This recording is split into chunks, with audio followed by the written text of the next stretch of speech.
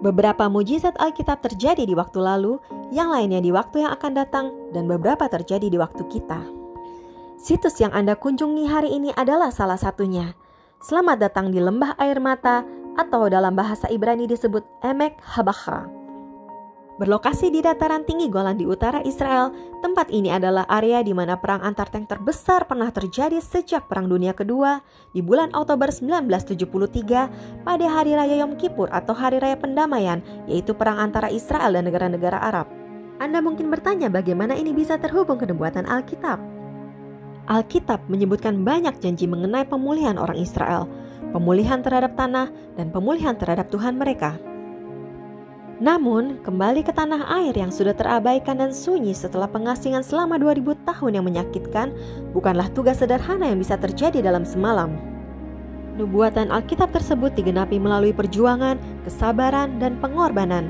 Dan bagi kebanyakan orang Israel, situs ini menjadi tempat untuk mengenang pertempuran itu. 6 tahun yang pendek sesudah kemenangan yang ajaib dari Perang 6 Hari tahun 1967, Israel sekali lagi diserang di front utara dan selatan oleh pasukan gabungan dari Mesir dan Syria dengan dukungan dari negara-negara Arab lainnya. Datang dengan serangan kejutan yang brutal, Israel tidak siap menghadapi serangan di perbatasan utara dan selatan. Karena hari penyerangan itu adalah Hari Raya Yom Kippur atau Hari Raya Pendamaian, yang adalah hari paling suci sepanjang tahun, di mana mayoritas dari penduduk Israel sedang berada di sinagoga, berpuasa dan berdoa tanpa komunikasi atau transportasi yang aktif. Sebagian besar angkatan bersenjata Israel sedang cuti, dan hanya terdapat 600 tentara yang bertugas di perbatasan utara.